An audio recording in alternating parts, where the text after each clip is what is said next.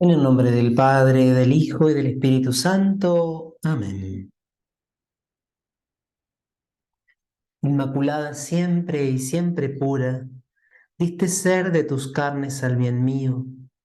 Así en la blanca altura, la limpia nieve se convierte en río, sin perder su limpieza y su blancura. La carne de Dios llena, que redimió la tierra pecadora, atravesó, Señora, tu carne de azucena, como el cristal en rayos de la aurora. Limpia, Madre, los cuerpos pecadores, como limpian las aguas del riachuelo, los guijarros del suelo, cuando van entre jaras y entre flores, cantando paz y reflejando cielo. Dios te salve María, llena eres de gracia, el Señor es contigo, bendita tú eres entre todas las mujeres, y bendito es el fruto de tu vientre Jesús. Santa María, Madre de Dios, ruega por nosotros pecadores, ahora y en la hora de nuestra muerte. Amén. Inmaculado Corazón de María, sé la salvación del alma mía.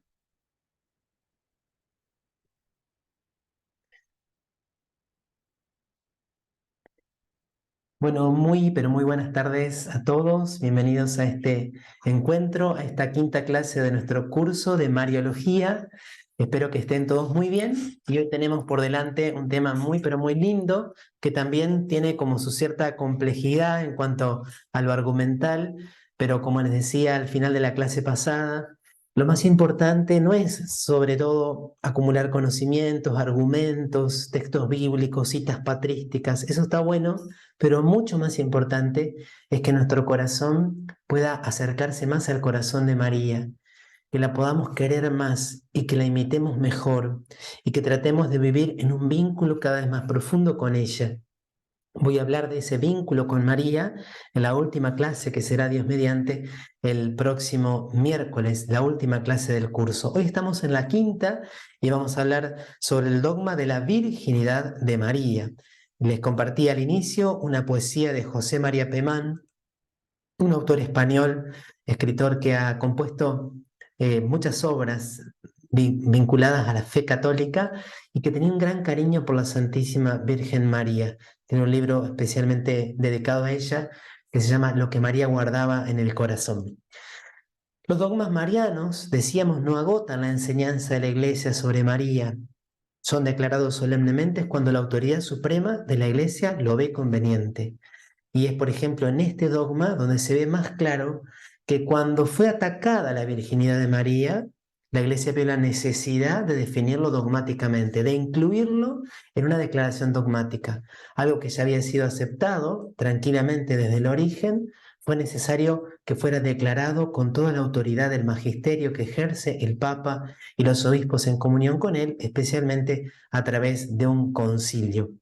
Cuando digo que no agotan la enseñanza, es porque ustedes van a ver en las catequesis de San Juan Pablo II un montón de catequesis que no se refieren a alguno de los cuatro dogmas. Por ejemplo, María en las bodas de Caná.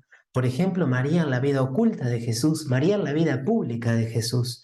Son como meditaciones, como contemplaciones, desde las cuales también se puede hacer teología. Pero la mayoría de los que hablan sobre Mariología eligen como agrupar las reflexiones en torno a estos cuatro privilegios, a estas cuatro características o cualidades del corazón de la Virgen.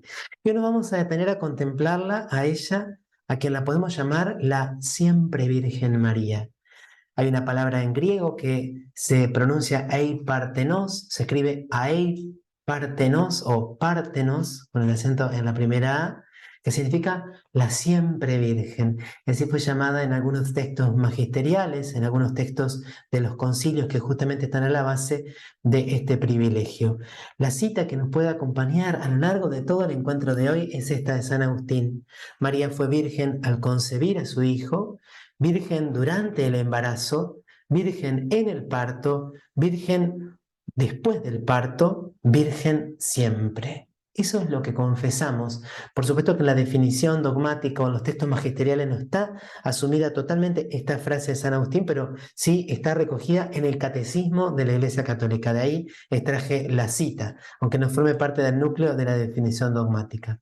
Y antes de comenzar el desarrollo, me parecía muy, pero muy importante reconocer que a veces en nuestro interior aparecen como mezclados diferentes conceptos que no son idénticos, aunque tengan algún cierto vínculo. Cuando nosotros hablamos de virginidad, es lógico que cada uno puede entender algo distinto. Algunos, por ejemplo, confunden virginidad con castidad, y no es lo mismo. Toda persona que quiere llegar al cielo, que quiere vivir en santidad, tiene que vivir la castidad, pero no todos estamos llamados a vivir la virginidad. No es lo mismo ser virgen desde el punto de vista físico que ser virgen desde el punto de vista espiritual, porque alguien puede ser virgen biológicamente hablando, fisiológicamente hablando, es decir, porque su cuerpo todavía no ha vivido la experiencia de la unión conyugal, de la unión en una sola carne, pero su corazón ya no tener esa connotación virginal, porque ese corazón ya ha sido de algún modo contaminado por el pecado o por una forma de vida que no ha permitido expresarse la pureza del corazón o la castidad. Así que podemos distinguir en la virginidad una virginidad física o biológica y también una virginidad espiritual. Cuando nosotros hablamos de María Santísima, hablamos de las dos, pero es muy importante reconocer que está esta distinción. Toda persona está llamada a la castidad. Por ejemplo, una persona casada está llamada a la castidad, porque la castidad es la virtud que ordena, que regula todo el ámbito de la sexualidad humana. Poder vivir la sexualidad, poder incorporar o impregnar el impulso sexual del amor verdadero en la libertad auténtica, de acuerdo al propio estado de vida. Así que los santos que han vivido su santidad en el matrimonio han vivido la castidad, pero no han vivido, por supuesto, la virginidad, porque es propio de la santidad en el matrimonio la vivencia del abrazo conyugal. Y otra palabra que está vinculada es la palabra continencia. Puede haber personas que vivan en continencia, pero que ya no sean vírgenes desde el punto de vista físico, fisiológico, anatómico, que vivan una virginidad consagrada en la continencia, aunque ya hayan tenido previamente relaciones sexuales. Y por supuesto da la expresión santidad. Todos estamos llamados a la santidad. Hay grandes santos que, vamos a pensar por ejemplo en María Magdalena. María Magdalena físicamente no fue virgen, pero desde que conoció a Jesús empezó a vivir la castidad.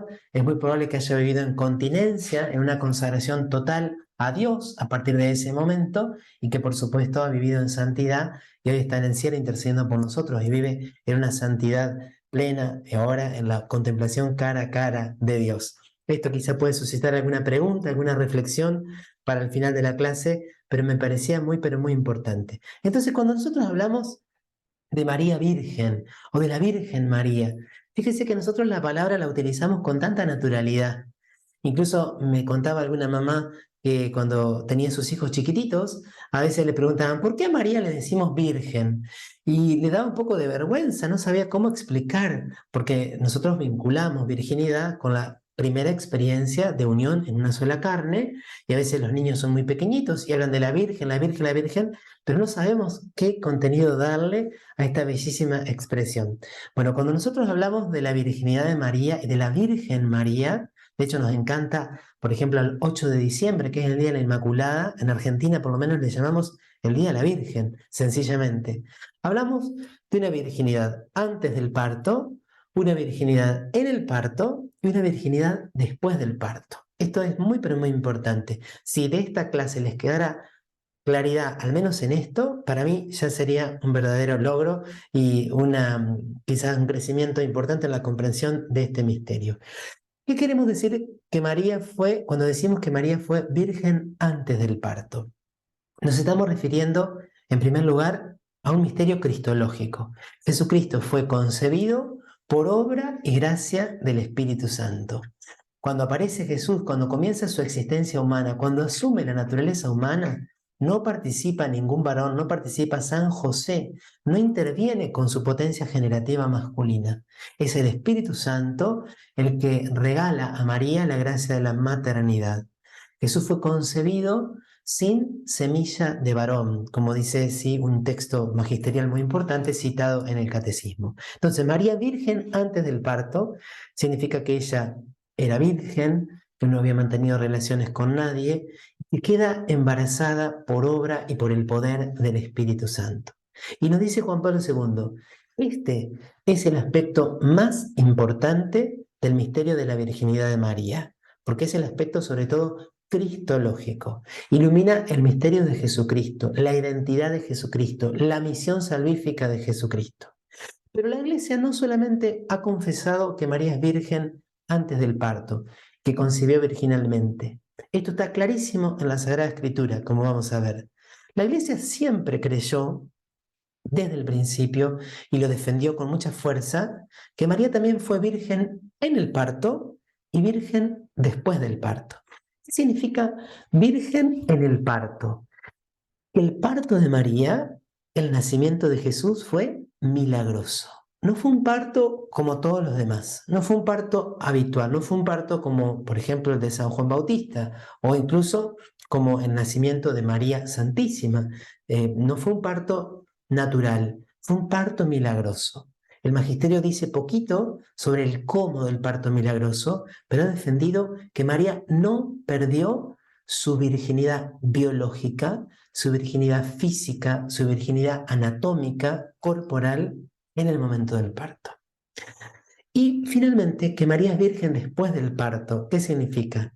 Que vivió un matrimonio virginal con José. Es decir, que no tuvieron relaciones, que su matrimonio fue en continencia y que no tuvo, por lo tanto, otros hijos. María tuvo solamente a su único hijo Jesucristo, desde el punto de vista biológico, en esta maternidad biológica. Por supuesto, después nos tiene a todos nosotros con su maternidad espiritual. María, madre de los cristianos, de los creyentes, madre de la Iglesia. Estas otras dos dimensiones del dogma de la virginidad, virgen en el parto y virgen después del parto, fueron descubiertas, desarrolladas y defendidas en la tradición con base en la Sagrada Escritura. Como que la Iglesia las aceptó, los padres de la Iglesia las dieron como un hecho. Se ve que fue transmitido por tradición ya muy pronto, porque hay santos como San Ignacio de Antioquía y como San Ireneo de Lyon, que son santos muy antiguos que defienden con mucha firmeza la virginidad de María, también en el parto y después del parto.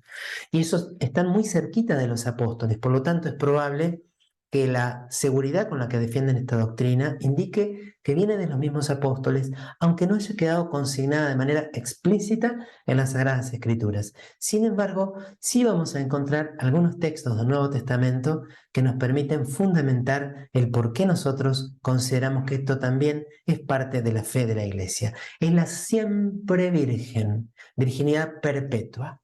¿Cuáles son los fundamentos bíblicos de la primera de las dimensiones de la virginidad?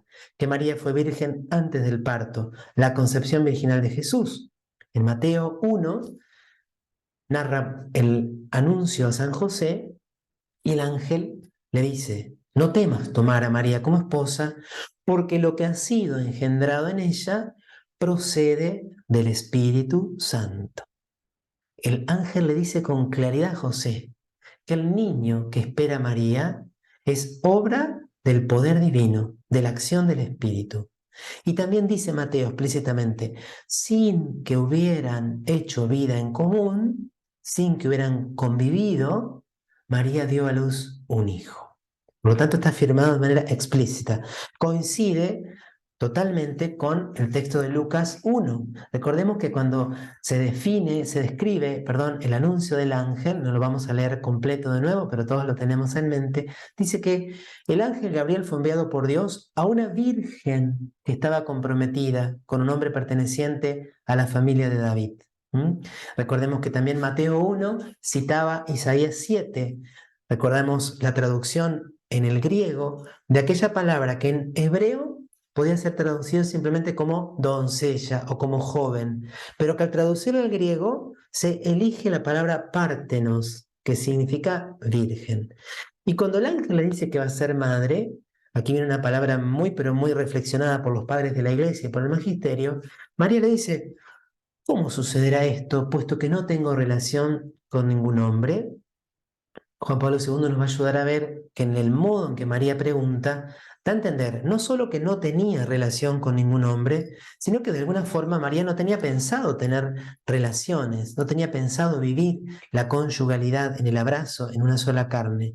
Y el ángel no le dice, María, si estás casada, vas a tener intimidad con tu esposo y vas a ser madre. El ángel le dice, el Espíritu Santo descenderá sobre ti. Y finalmente hay un texto de Juan 1, versículo 13, que muchas veces en nuestras Biblias aparece traducido en plural, porque dice que a los que creyeron en el Verbo hecho carne, se les dio el poder de llegar a ser hijos de Dios. Y en esa traducción en plural dice, ellos no nacieron de la carne, ni de la sangre, ni por la voluntad del hombre. Ellos, o sea, se refiere a los creyentes. Se habla del nuevo nacimiento del cual Jesús le habló también a Nicodemo. Pero, atención a esto, yo sé que es un poquito complejo, algunos me decían que eran un poco difíciles las clases, estoy tratando de hacerlas más sencillas, sin dejar de brindar un poco la riqueza que he podido también recoger en el repaso que estoy haciendo en estos días.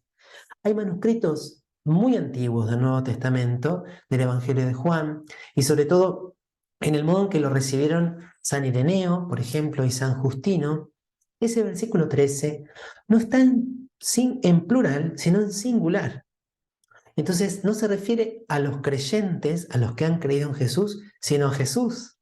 ¿Y cómo suena en singular? Él no nació de la carne, ni de sangres, ni por deseo del hombre. Sería entonces un nuevo testimonio que está en el Nuevo Testamento de la concepción virginal de Jesús, y no solamente de ella. Pero este argumento es un poquito novedoso porque tiene que ver con el descubrimiento de nuevos manuscritos muy antiguos del Nuevo Testamento, del Evangelio de Juan, que no se conocían hasta hace quizás 70, 80 años. Por eso en los manuales más antiguos no se va a citar nunca Juan 1 como testimonio de la virginidad de María o de la concepción virginal de Jesús. Para esta clase me ha parecido más ordenado poder seguir el catecismo de la Iglesia Católica y traer a colación en algunos momentos las catequesis de Juan Pablo II. ¿Qué dice el catecismo sobre María, siempre virgen, sobre la virginidad de María?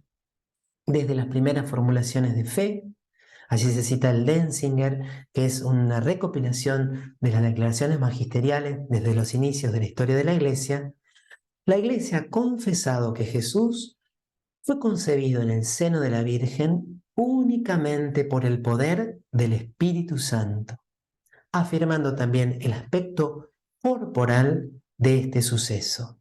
Jesús fue concebido absque semine ex Spiritu Sancto, esto es, sin semilla de varón, por obra del Espíritu Santo.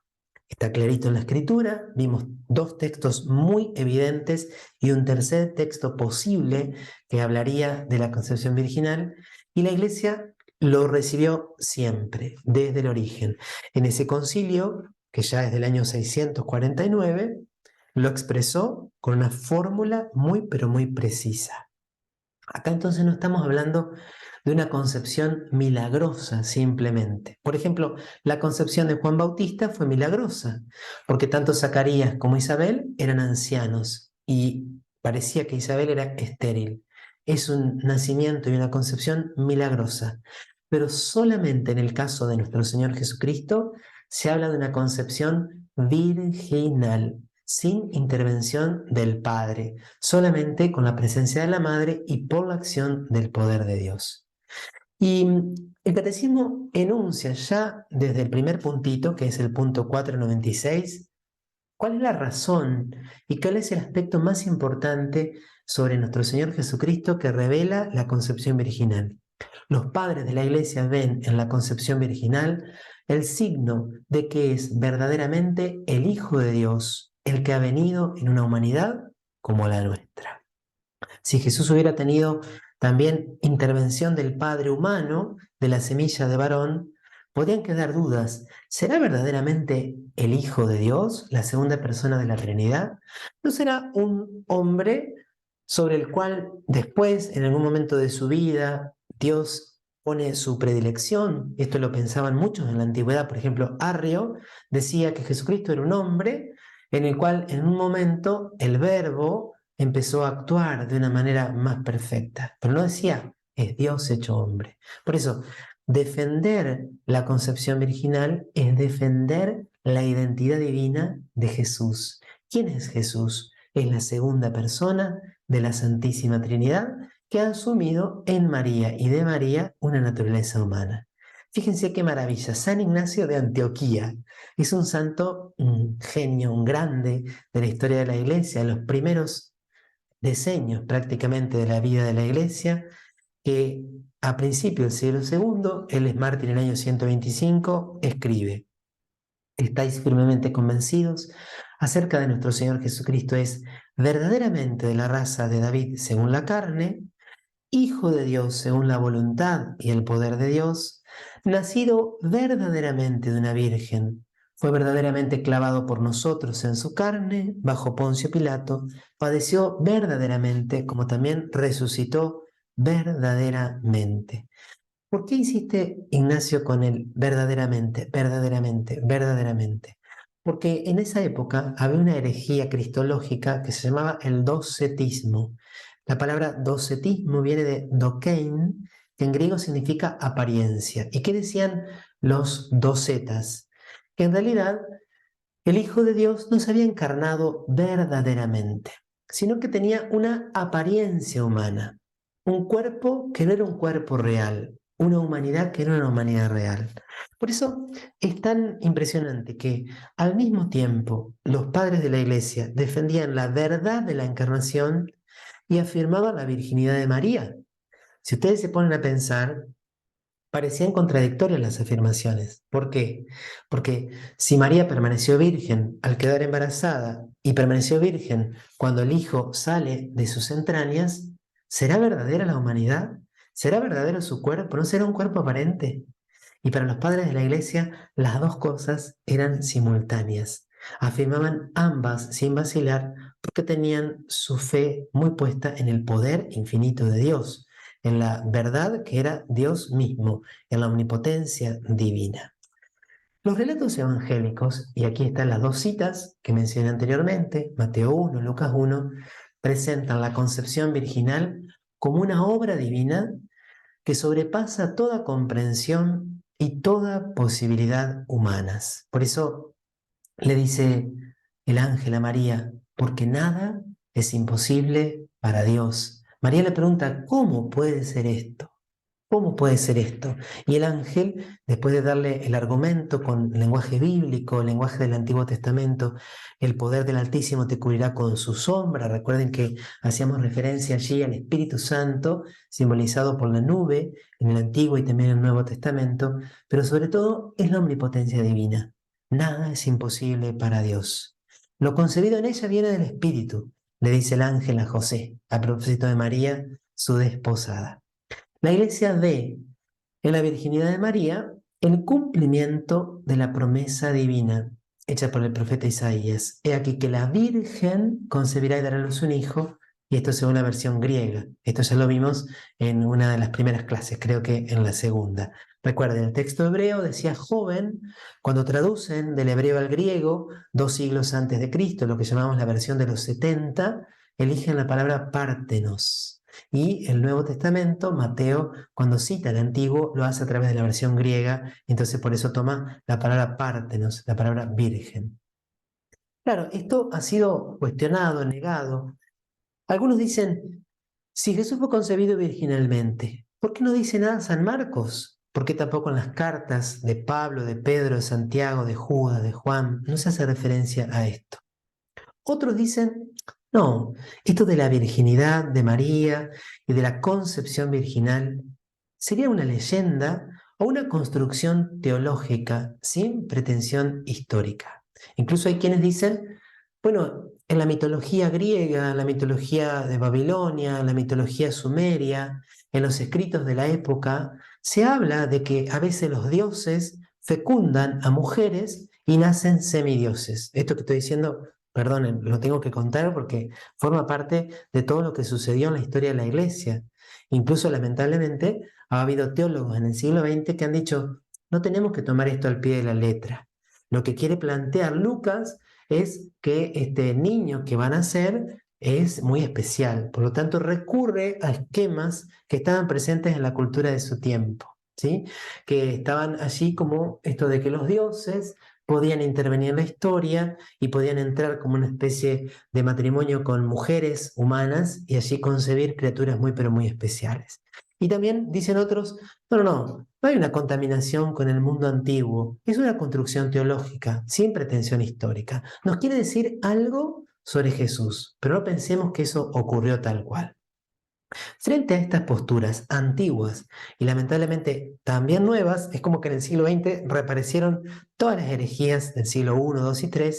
Hay que responder, la fe en la concepción virginal ha encontrado una viva oposición, burlas o incomprensión por parte de los no creyentes, judíos y paganos. De hecho, en San Justino, en su diálogo con Trifón, que era un judío, y él escribe una apología del cristianismo, también Orígenes, en una obra que se llama Contra Celso, se dan cuenta y reseñan que hay muchas burlas. Incluso dicen, no, Jesucristo en realidad no fue concebido por José, sino que, bueno, fue otra persona, fue un soldado romano, María fue infiel a San José. Dicen cosas que agravian, por supuesto, a los que creemos y amamos a María.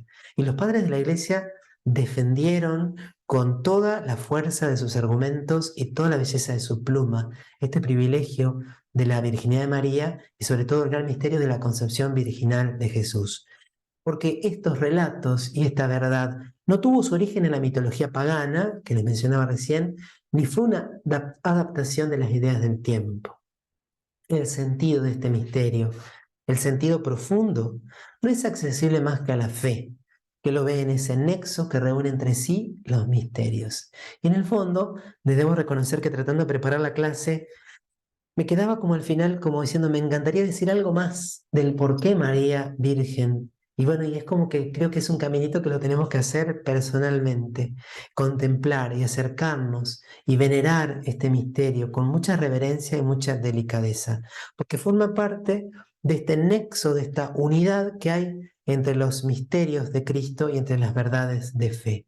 Entonces, dentro de ese conjunto, desde la encarnación hasta la Pascua, ocupa un lugar importante la concepción virginal. San Ignacio de Antioquía es el primero que da testimonio de ese vínculo. Fíjense, el mismo santo que citamos recién, pero en otra carta. El príncipe de este mundo ignoró la virginidad de María y su parto, así como la muerte del Señor. Tres misterios resonantes que se realizaron en el silencio de Dios. El modo divino de obrar, el modo divino de hacer las cosas, tan diferente a como lo hubiéramos hecho nosotros. Si vos hubieras sido Dios Padre, ¿cómo hubiera salvado a la humanidad? Y probablemente lo hubiéramos hecho de una manera totalmente distinta. Es el amor y es la infinita sabiduría de nuestro Padre la que han querido revelarse y manifestarse de este modo tan especial. Entonces, lo primero que nosotros hemos desarrollado recién es la concepción virginal de Jesús. Jesús concebido por obra del Espíritu Santo. Recuerden, es el aspecto más importante. Pero el catecismo, luego de hablar de esto muy sencillamente, porque en realidad es algo tan claramente revelado que solamente primero lo tenemos que aceptar y luego profundizar. Se va a referir a las otras dos dimensiones. María siempre virgen. La profundización de la fe en la maternidad virginal ha llevado a la Iglesia a confesar la virginidad real y perpetua de María. Y esto así, virginidad real y perpetua, aunque no con estas palabras, pero sí en el concepto, fue dicho en el concilio de Constantinopla II, uno de los más importantes concilios del primer milenio. Y esta virginidad también se da en el parto del Hijo de Dios hecho hombre. Como les decía recién, entonces, en la virginidad de María es una virginidad espiritual, sí. María le entrega totalmente su vida, su corazón, toda su capacidad de amar, toda su feminidad se la entrega a Dios. Pero también Dios ha querido que su cuerpo permanezca intacto antes, durante y después del parto. El Concilio Vaticano II, que ustedes saben, no fue un concilio dogmático, aunque hay una constitución dogmática que se llama Lumen Gentium y también está Sacrosanctum Concilium y Dei Verbum. Sin embargo, en este tema, el concilio se expresa con mucha belleza y al mismo tiempo con muchísima claridad. Dice el concilio, hablando de María, el nacimiento de Cristo, lejos de disminuir, consagró la integridad virginal de su madre. No perdió su virginidad, sino que fue consagrada en el momento en que nace nuestro Señor Jesucristo. La liturgia de la Iglesia celebra a María como la Ei Parthenon, la siempre virgen, siempre virgen. ¿Hay fundamentos para hablar de que la virginidad de María es perpetua? Por ejemplo, ¿tenemos algún texto bíblico que podríamos decir, aquí se está diciendo que María no perdió su virginidad, que María no derramó su sangre en el momento del parto? De hecho, vieron que hay un texto que dice que María fue al templo para la purificación. ¿Y qué era la purificación? Las mujeres, después de dar a luz, como habían derramado sangre en el parto, tenían que presentarse y participar de ese rito de la purificación, porque la sangre hacía impuros para dar culto a Dios. Pero el texto de Lucas no dice que fue María para ser purificada ella, dice que fue al templo para su purificación, lo cual se podría interpretar en que en realidad el que debía ser purificado era el templo, no María. ¿Y por qué? Porque el templo había sido ya no un lugar de verdadero culto a Dios, sino casi de un culto idolátrico. Y es Jesucristo el que va a purificar el templo. Pero hay tres pequeños textos, tres pequeños versículos que pueden dar un sustento bíblico a esto que es una convicción de la iglesia. O sea, recordemos, la revelación está contenida en la escritura y en la tradición.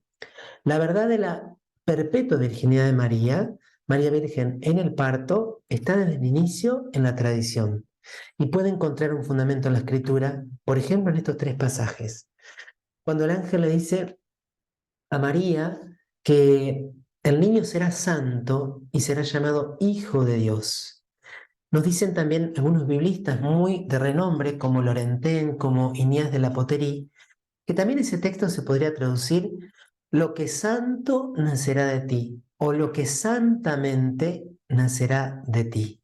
Es decir, la palabra santo no es un adjetivo de niño, sino un adjetivo de nacimiento. Es un adverbio de modo de cómo nacería Jesús. ¿Qué quiere decir esto? Que en el nacimiento no habría impureza. Todo lo que implicaba derramamiento de sangre en el Antiguo Testamento y en el tiempo de Jesús implicaba impureza ritual. Si se elige este modo de traducir, que dicen estos biblistas muy de renombre, es un modo válido, estaríamos remitiéndonos a que el mismo nacimiento no implicó derramamiento de sangre. En segundo lugar, cuando se habla de Juan 1:13, decíamos que había una traducción plural y una traducción singular. Si es la traducción, perdón, si tomamos el manuscrito que lo trae en singular, no se está refiriendo a los creyentes, se está refiriendo a nuestro Señor Jesucristo, el cual no fue concebido por la carne, ni por obra, ni por el deseo humano, ni de sangres. Y aquí es un poquito más difícil quizá la argumentación, pero en el Antiguo Testamento y en los otros textos donde aparece esta expresión, siempre se está refiriendo a este derramamiento de sangre que se da también en el parto. Por lo tanto, si no nace de sangres, estamos hablando de un nacimiento que no ocurrió del modo habitual, sino que fue un nacimiento especial. Un nacimiento que no significó la ruptura o la corrupción del cuerpo de María. Y finalmente, este es como un poquito más fácil, aunque no es un argumento decisivo, dice el texto de Lucas que María, después de dar a luz al niño, lo envolvió en pañales y lo acostó en un pesebre. María era madre primeriza, habían tenido un larguísimo viaje, debían estar agotados, habían sido rechazados, no había lugar para ellos en el albergue. Si el parto de María hubiera sido un parto normal, es muy difícil que ella hubiera podido realizar estas dos acciones: envolver en pañales y acostar en el pesebre. Por eso algunos señalan este versículo 7 como un argumento a favor del parto milagroso. ¿Qué nos dice el catecismo?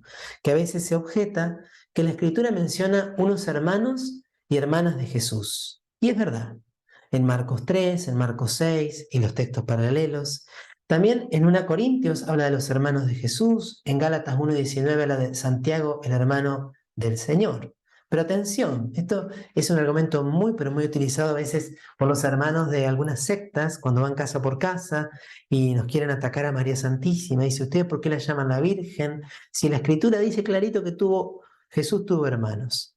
Bueno, la Iglesia siempre entendió esos pasajes como no referidos a otros hijos de María. En efecto, de Santiago y José, a quien se llama hermanos del Señor, de Jesús, se dice que son los hijos de una María discípula de Cristo. Eso lo dice cuando estaban al pie de la cruz. Estos hermanos del Señor, Santiago y José, tienen como madre a otra María. Y así se la designa en el texto de Mateo 28. Hay muchísimos otros pasajes del Nuevo Testamento donde nos damos cuenta, y esto ya lo analizaron los padres de la Iglesia, de que no usan la palabra hermanos en el sentido fuerte que la usamos nosotros, por ejemplo, en castellanos. Tenemos la misma mamá, el mismo papá, sino que ellos no tenían en el hebreo una palabra para designar a los primos, a los tíos, a los sobrinos, y simplemente usaban la palabra hermanos, pero que puede ser traducida simplemente como con la palabra parientes. ¿Quiénes son estos hermanos? Son parientes próximos de Jesús, según una expresión conocida del Antiguo Testamento. Por ejemplo, en Génesis 13 se dice que Lot era hijo de Teraj, era hermano de Abraham. Y en un momento dice que Lot era hermano de Abraham. Por lo tanto, nos damos cuenta que el uso de la palabra hermano es diferente al que tenemos nosotros en el día de hoy. Para hablar de la virginidad de María en el parto, escuchaba estos días una charla de un jesuita, doctor en teología, me pareció súper interesante, después les voy a compartir los enlaces. Hay un texto del Antiguo Testamento, que acá de nuevo retomamos una temática del segundo encuentro. Por supuesto que el sentido literal de este texto no es hablar sobre María, pero San Ambrosio vio en este texto una prefiguración, una profecía de la virginidad de María. El hombre me hizo volver en dirección a la puerta exterior del santuario, la que miraba hacia el oriente, y esa puerta estaba cerrada. Entonces el Señor me dijo, esta puerta permanecerá cerrada, no será abierta y nadie entrará por ella, porque el Señor, el Dios de Israel, ha entrado por ella. No será abierta, nadie entrará por ella, porque el Señor Dios de Israel ha entrado por ella. Por eso permanecerá cerrada. Solamente el príncipe en ejercicio se sentará allí para comer en la presencia del Señor. Él entrará por el camino del vestíbulo de la puerta y saldrá por ese mismo camino. Y dice San Ambrosio, ¿cuál es la puerta del santuario que permanece cerrada y por la que nadie pasa excepto el Dios de Israel? Esa puerta es María, que concibió y dio luz permaneciendo virgen. ¿Quién es esta puerta sino María, cerrada porque es virgen? La puerta es María, a través de la cual Cristo ha entrado en este mundo, cuando vino la luz con parto virginal y sin violar los claustros genitales de la virginidad. Vemos aquí entonces esto que mencionábamos, la lectura tipológica, es que los santos padres estaban tan enamorados de Jesucristo que lo encontraban en cada pasaje del Antiguo Testamento, y así también el misterio de María, su madre. Continúa el catecismo diciendo entonces que estas expresiones sobre los hermanos de Jesús en los evangelios no tienen que poner en duda la virginidad perpetua de María. Juan Pablo II dice que hay un montón de razones en una de sus catequesis para demostrar esto. Por ejemplo, siempre que se habla de María en los textos de la vida pública de Jesús, se dice, ¿no es este el hijo del carpintero? Nunca dice uno de los hijos del carpintero. O dice, ¿no es este acaso el hijo de María? No dice uno de los hijos de María. También, por ejemplo, cuando estamos al pie de la cruz con la Virgen, con San Juan, si Jesús hubiera tenido hermanos de sangre, hijos de María, no es lógico que Jesús, además del significado espiritual, no sería lógico que le hubiera dicho a Juan, aquí tienes a tu madre, o a ella, ahí tienes a tu hijo. Si Jesús hubiera tenido hermanos de sangre en sentido fuerte que usamos nosotros hoy la expresión. Algunos dicen también, ¿por qué dice que envolvió a su hijo primogénito? Porque si es primogénito, es porque hubo otros hijos después. Pero esto se demuestra trayendo a la luz muchos textos del Antiguo Testamento que de varios personajes que fueron hijos únicos, se los llama primogénitos. Primogénitos no significa que después vienen otros. Primogénito significa simplemente el primero, el primero. Y Jesús es el primero y es el único en el sentido biológico. Ahora bien, Jesús es el hijo único de María, pero la maternidad espiritual de María se extiende a todos los hombres a los cuales Él vino a salvar. De eso vamos a hablar mañana si Dios quiere. Dio a luz al Hijo al que Dios constituyó el primogénito de entre muchos hermanos, es decir, de los creyentes, a cuyo nacimiento y educación colabora con amor de madre. Vamos ahora a pasar a responder algunas preguntas que las aborda Juan Pablo II en sus catequesis sobre la virginidad. Yo armé un Word que les voy a compartir. ¿Tenía María un propósito de virginidad? De hecho, cuando les compartí el otro día la fotito de la Biblia de Jerusalén, en la nota al pie decía, no parece haber aquí un propósito de virginidad. Juan Pablo II, siguiendo a San Agustín, no piensa lo mismo. Juan Pablo II piensa que sí María tenía una decisión de permanecer virgen, porque al ángel que le anuncia la concepción y el nacimiento de Jesús, María dirige la pregunta, ¿cómo será esto, puesto que no conozco varón? Esta pregunta resulta por lo menos sorprendente si recordamos los relatos bíblicos que refieren el anuncio de un nacimiento extraordinario a una mujer estéril. Ya, digamos, en otras ocasiones Dios había intervenido, pero no había intervenido a través de una concepción virginal, sino de una intervención de su poder sanando a unas mujeres de la esterilidad. Algunos, dice Juan Pablo II, las palabras e intenciones de María les parecen inverosímiles, teniendo presente que el ambiente judío la virginidad no se consideraba un valor real ni ideal. O sea, ¿tenía María motivos o era posible que ella tenía el deseo de permanecer virgen? Algunos dicen, eso no existía en el Antiguo Testamento, al contrario. Para las personas del Antiguo Testamento, el ideal era el matrimonio y la fecundidad. De hecho, la hija de Jefté, mencionada aquí por Juan Pablo II, cuando tiene que morir, le pide permiso a su papá para ir a llorar con sus amigas un mes por no haber podido casarse y por no haber podido tener hijos. Cuando le toca morir, porque Jefté había hecho un voto, ella no va a llorar porque tiene que morir, sino por morir virgen. Entonces dicen algunos, no, eso del propósito de virginidad no puede ser cierto. Tiene que haber sido que San Agustín, como ya en el siglo IV sí existía la virginidad, está leyendo el Evangelio a la luz de lo que él pensaba sobre la eficacia, sobre el valor, sobre la belleza de la virginidad. Sin embargo, y acá viene algo muy interesante, como Juan Pablo II en sus catequesis nos ilustra y nos amplía el panorama. En el tiempo que precede inmediatamente al inicio de la era cristiana, en algunos ambientes judíos ya se comienza a manifestar una orientación positiva hacia la virginidad. O sea, en todo el Antiguo Testamento prácticamente había una visión negativa de la virginidad. Lo más excelente que podía hacer una mujer era casarse y tener hijos. Pero unos 60, 70 años antes de Cristo se empieza a practicar la virginidad voluntaria.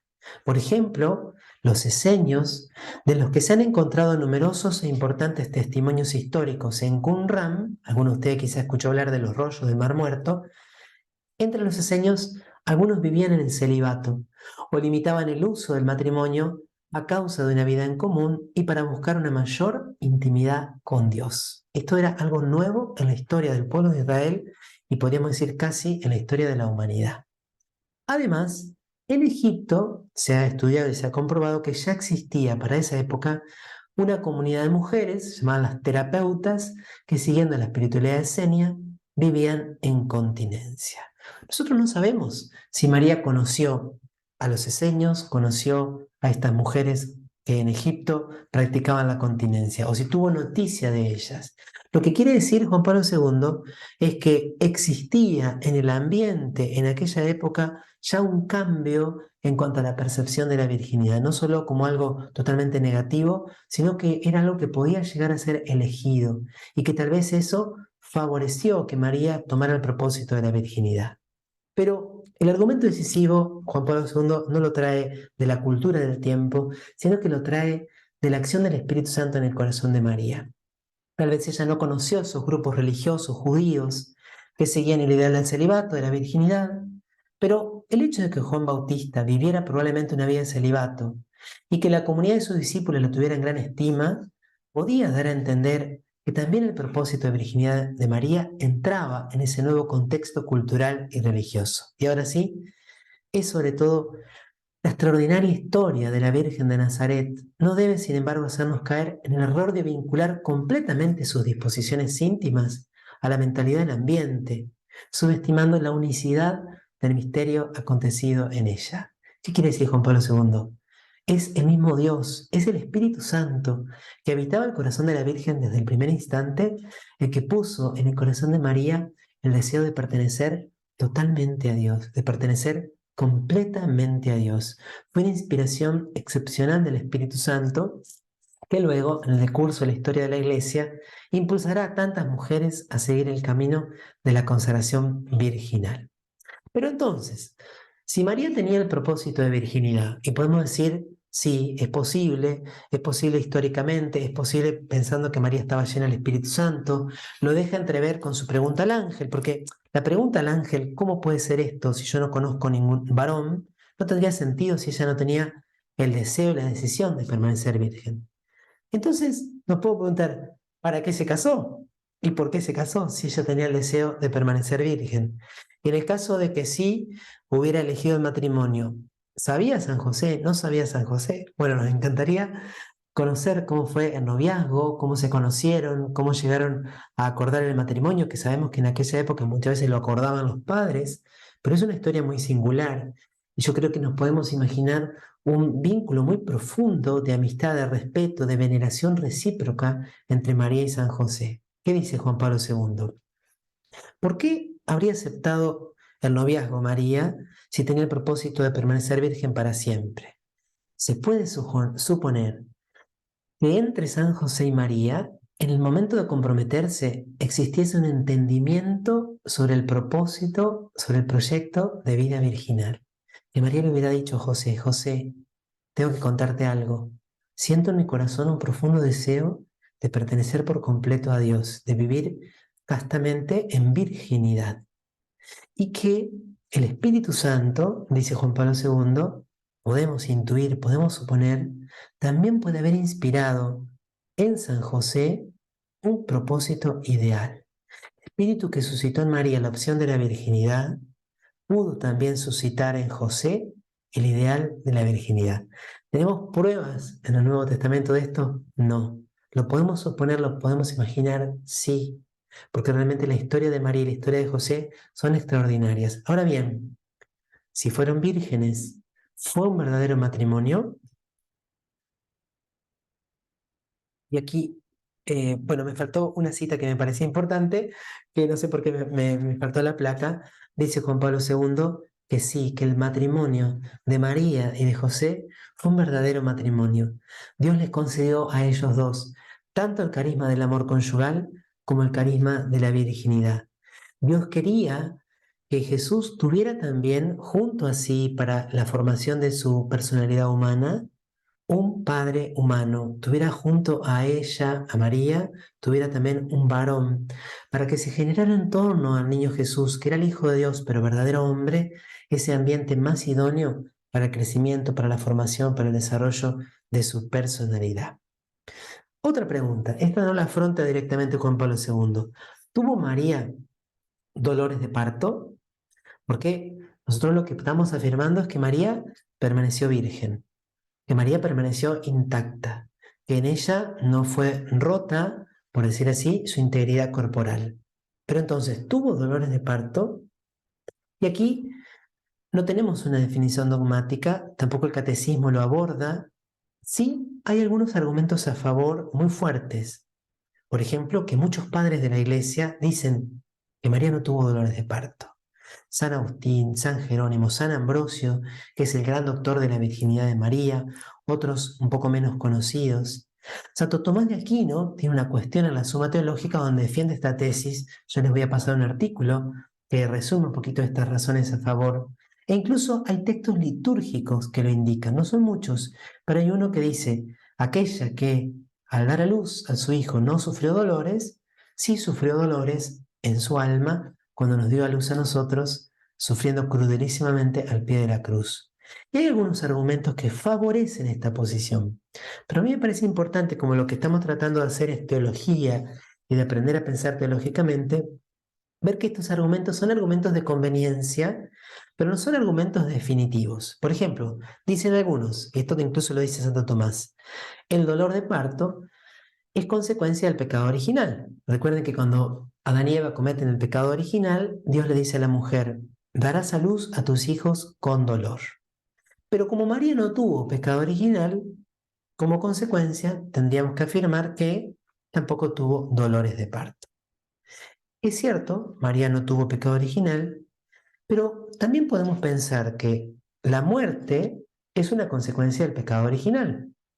Y nuestro Señor Jesucristo no tenía pecado original y sin embargo experimentó la muerte.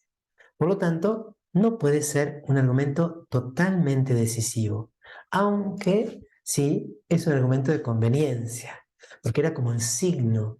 Vamos a decir que la ausencia de dolores de parto en María sería un signo de la cualidad inmaculada de su alma, de que ella nunca tuvo pecado ni nada que ver con el pecado y siempre estuvo llena del Espíritu Santo desde el momento de su concepción. Otro argumento. Al ser el parto virginal, es decir, sin menoscabar la integridad corporal, parece que no debe haber habido dolor. Que si no hay una ruptura del himen o de alguna membrana, no debe haber habido dolor.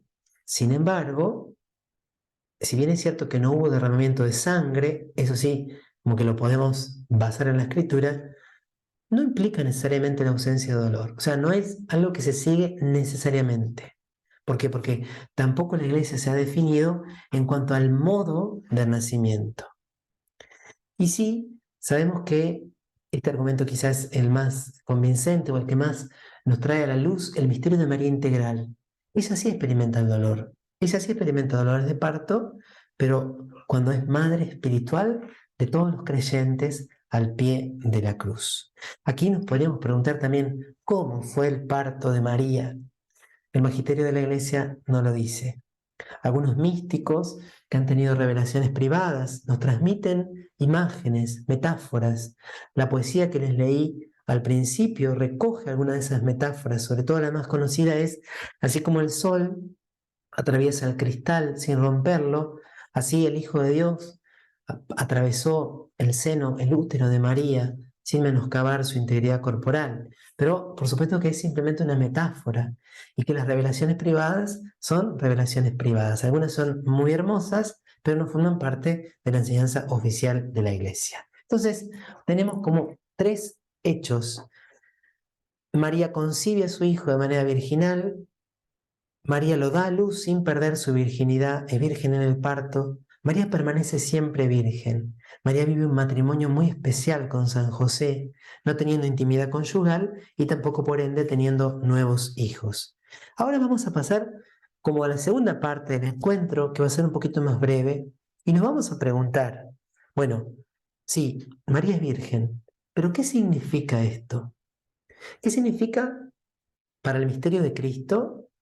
¿De qué modo ilumina el misterio de Jesús? Algo ya dijimos. ¿Y qué nos dice sobre María? Y sobre todo, ¿qué nos dice a nosotros? ¿Qué importancia tiene para un cristiano del siglo XXI creer en que María es la siempre Virgen? La mirada de fe, unida al conjunto de la revelación, puede descubrir las razones misteriosas por las que Dios, en su designio salvífico, quiso que su Hijo naciera de una virgen. Recordemos que en el fondo siempre es el querer de Dios. Dios lo decidió así. Lo podría haber hecho de otra manera, por supuesto, pero quiso que fuera así. Y al hacerlo así, nosotros vemos que hay muchísima luz. Y estas razones las podemos distinguir o dividir en dos.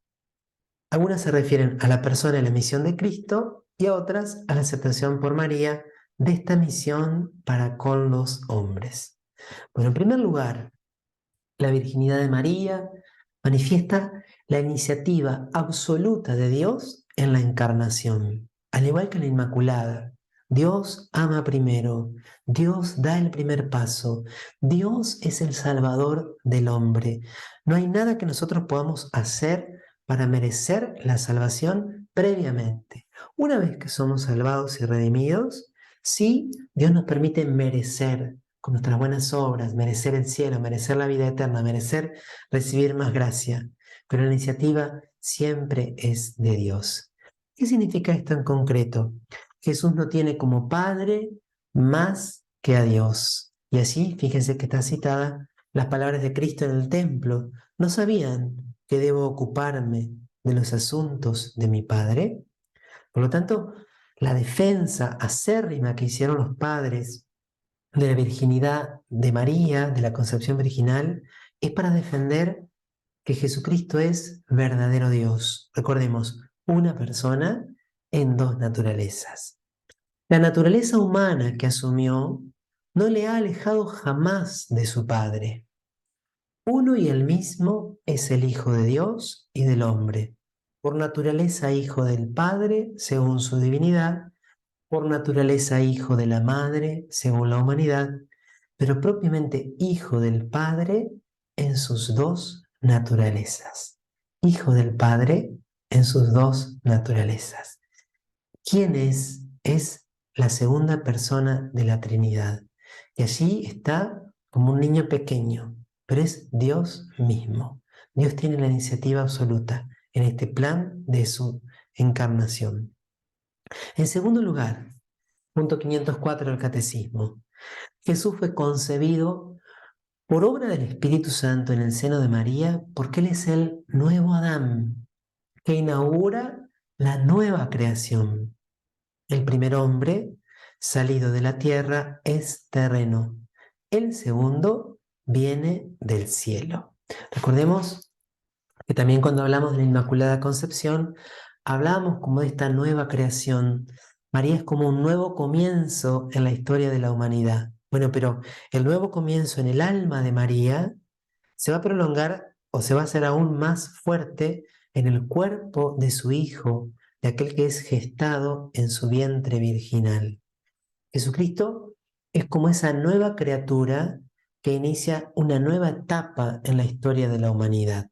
Por eso es aquel que inaugura la nueva creación. Este segundo Adán viene del cielo.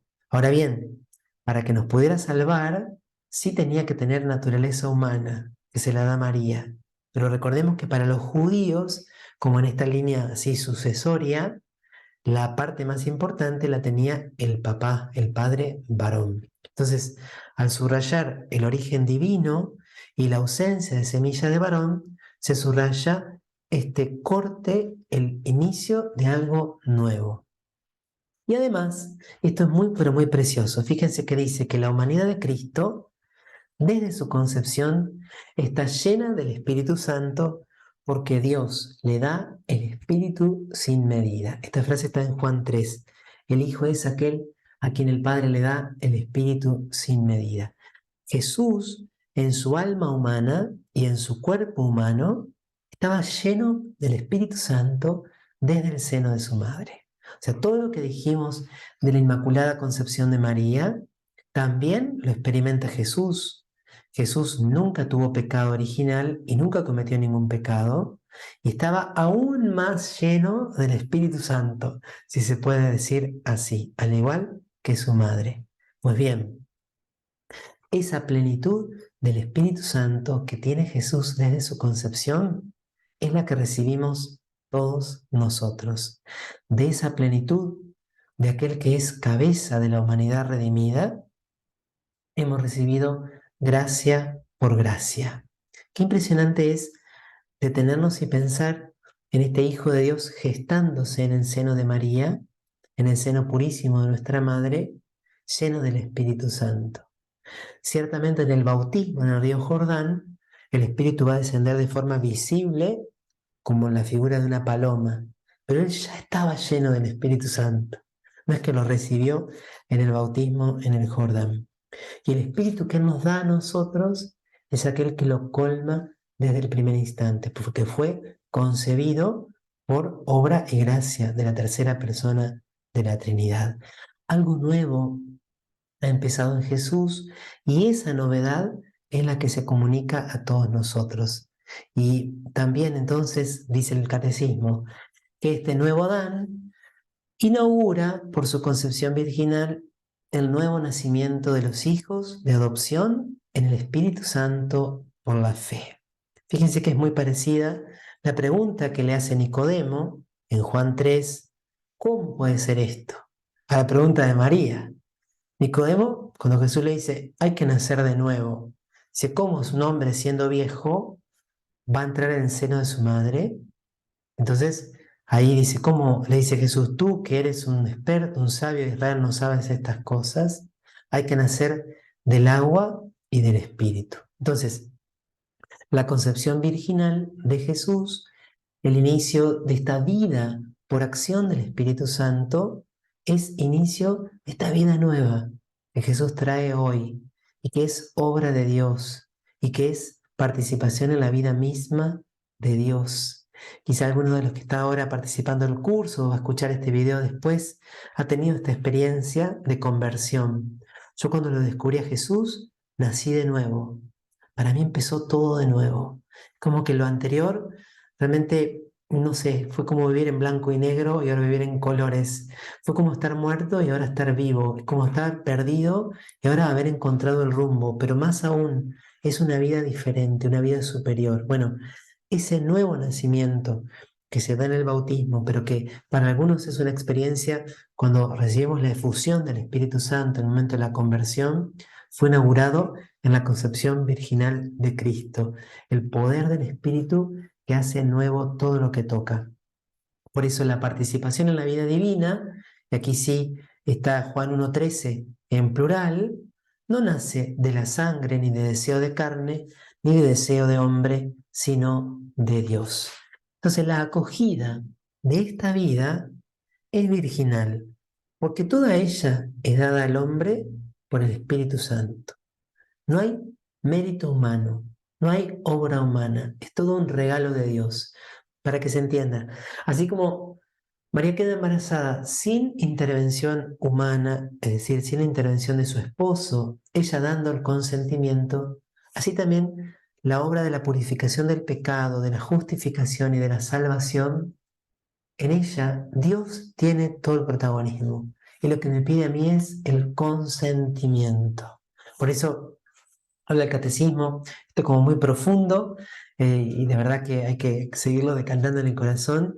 Hay un sentido esponsal de la vocación humana con relación a Dios que se lleva a cabo perfectamente en la maternidad virginal de María. ¿Mm? ¿Qué dice esa cita 2 Corintios 11?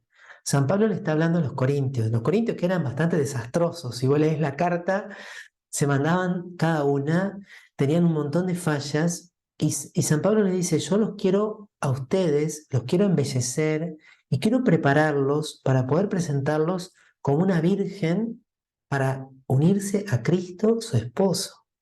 La dimensión esponsal de la vocación humana con Dios. Todos estamos creados para desposarnos con Dios. ¿Cómo termina la Sagrada Escritura? Como una boda, la unión esponsal de la iglesia con Cristo. Pero ya aquí en esta vida, nosotros tenemos la posibilidad de vivir esta dimensión esponsal y dejarnos fecundar por Dios. Entonces, acá por supuesto estamos en el plano de las analogías, pero es muy, muy hermoso. Así como el Espíritu Santo desciende con todo su poder y engendra a Cristo en el seno de María, de alguna forma la fecunda, y María vive esta dimensión esponsal con Dios, así también nosotros, si nos abrimos a la acción de la gracia, podemos ser fecundados por Dios. Cristo puede ser engendrado en mí, Cristo puede vivir en mí, Cristo quiere vivir en mí, quiere nacer en mí, quiere manifestarse en mí, quiere actuar en mí. Y Él lo quiere hacer y lo puede hacer. Y el Espíritu Santo quiere realizar en mí lo que realizó en María, engendrar a Cristo o engendrarme a mí como otro Cristo. Para eso solo necesita mi consentimiento. Ahora, hay tres razones que tienen que ver ya no tanto con quién es Jesús, sino que tienen que ver con María y su misión. María es virgen porque su virginidad es el signo de su fe, no adulterada por duda alguna, y de su entrega total a la voluntad de Dios. Y aquí entonces es donde nosotros vemos que la virginidad física de María, que afirmamos, que confesamos, es signo de su virginidad espiritual, de la virginidad de su corazón, de que María le quería pertenecer por completo a Dios. Eso significa virginidad. Yo le quiero pertenecer por completo a Dios. Yo me entrego totalmente a la voluntad de Dios. La cita 1 Corintios 7 es de cuando San Pablo en esa carta habla del celibato y de la virginidad. Habla incluso, esto puede llamarnos la atención, de la superioridad del celibato. Que por supuesto nunca tenemos que entenderla como si los célibes son más santos que los casados. No, personas casadas pueden ser, y la mayoría de las veces digo que son más santos que los que somos célibes. Lo que dice San Pablo es que hay algo superior en el desposarse con Dios desde esta vida, a vivir en el matrimonio en esta vida y solo en el cielo desposarse con Dios. Y eso lo dice en 1 Corintios 7. Entonces, María fue virgen de las dos maneras: físicamente, corporalmente, biológicamente, anatómicamente, pero también fue virgen porque se entregó por completo a Dios, le perteneció totalmente a Dios. Entonces, su cuerpo intacto simboliza su fe intacta y la entrega absoluta al Padre, al Hijo y al Espíritu Santo.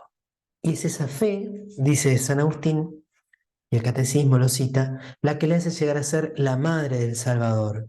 Esta frase que nos puede quizás escandalizar. Yo cuando era más chico, como que no me gustaba poco, me parecía exagerado. Decía San Agustín: más bienaventurada es María al recibir a Cristo por la fe que al concebir en su seno la carne de Cristo. Por recibirlo en su mente, en su corazón, que por recibirlo en su cuerpo. Pero es que en el fondo, la unión definitiva de María pasa por esta aceptación en su inteligencia y en su corazón. Y eso es algo que lo puede vivir no solo María, sino también nosotros. Nosotros no podemos llevar a Jesús, bueno, los varones no podemos de ninguna manera, incluso las mujeres no pueden llevar a Jesús en su vientre hoy, pero sí podemos llevar a Jesús a nuestro corazón por la fe. Podemos recibir a Cristo por la fe. De todo eso nos habla la virginidad de María. Y en este sentido, hay una catequesis, no quise poner textos aquí, pero la van a tener. Dice Juan Pablo II: María es reina de las vírgenes porque inaugura la virginidad por el reino de los cielos. Se consagra totalmente a Dios, habiendo experimentado este anhelo, este propósito, desde que era muy, pero muy pequeñita. Hay muchas historias de mártires, ¿no? Santa Inés, Santa Perpetua y Felicidad, algunas otras mártires de los primeros siglos de la era cristiana, que justamente las quieren casar y dicen: no, pero yo ya me casé con Jesús, yo ya elegí mi esposo. Y están todos desconcertados: ¿cómo que elegiste tu esposo? No, tus padres ya te habían elegido a este o aquel. No, no, yo ya elegí mi esposo, así que prefiero morir antes que renunciar al amor de mi esposo. Bueno, la primera que inaugura este modo, este estilo de virginidad totalmente consagrada a Dios es María. En todo ella es singular, ¿no? Porque es madre y al mismo tiempo está consagrada a Dios, pero esta es la belleza de su misterio. Por esto dice el punto 507: María es a la vez virgen y madre, porque ella es figura y más perfecta realización de la iglesia. Esto es precioso. María, ícono de la iglesia. Todo lo que María es, está llamado a serlo la iglesia. Todo lo que es la iglesia puede encontrar su modelo y su perfección y plenitud en María. La iglesia se convierte en madre por la palabra de Dios acogida con fe, ya que por la predicación y el bautismo engendra para una vida nueva e inmortal a los hijos concebidos por el Espíritu Santo y nacidos de Dios. También la iglesia es virgen que guarda íntegra y pura la fidelidad prometida al esposo. Aquí se entrecruzan un montón de citas de textos del Antiguo Testamento. Recordemos que la unión esponsal del pueblo de Israel con Dios atraviesa toda la Biblia. Y Dios le dice al pueblo de Israel que le duele la traición, el abandono, la infidelidad, el adulterio por parte del pueblo. Y entonces Dios vuelve a elegir y forma la iglesia. Entonces la iglesia es virgen porque es esposa, pero que no se une a ningún ídolo, sino que se consagra por completo a Cristo. Y la iglesia, cuando se deja fecundar por Dios, también es madre. María, virgen y madre, es figura y perfecta realización de la iglesia. Y así, contemplando a la María, contemplando su misterio, contemplándola como figura de la iglesia, también le vamos a pedir que este misterio que hoy hemos querido recordar, que ahora tenemos, gracias a Dios, un espacio un poquito más prolongado por si hay preguntas, que nos lleve a anhelar una vida más fecunda. Porque virginidad no es sinónimo de esterilidad. De hecho, Juan Pablo II va a hablar muchas veces, ¿no?, de la virginidad como el momento máximo posible de fecundidad espiritual. Y así tiene que ser la iglesia. Un amor virginal a Jesús y una fecundidad y una maternidad generosa. Entonces nosotros también, hoy, incluso algunos de ustedes son casados, algunas de ustedes son casadas, dice Juan Pablo II en otro lugar, hay un espacio de nuestro corazón que siempre permanece virgen. Ese espacio del corazón es el espacio que le pertenece a Dios. Y entonces se trata de ir descubriendo a lo largo de esta vida cómo entregarnos, cómo unirnos, cómo ofrecernos, cómo donarnos más y más a Dios para que Él nos haga fecundos espiritualmente. Si sos casado, si sos casada, podés vivir esa unión virginal con Dios también. No con toda tu realidad, porque desde el punto de vista físico, el matrimonio implica la entrega de la propia virginidad, pero sí desde el punto de vista de tu corazón. Y el amor virginal a Dios no te aleja de tu vocación matrimonial, sino que la embellece, la perfecciona, la santifica, pero nos permite a cada uno de nosotros ser más fecundos. Y aquellos que hemos recibido el llamado y la gracia de la virginidad, del celibato, miramos a María también como modelo de consagración total a Dios y de fecundidad espiritual. Así que pedimos en este momento para que sea cual sea nuestro estado de vida, nuestra situación actual, crezcamos en el anhelo de pertenecerle más y más y más y más a Dios.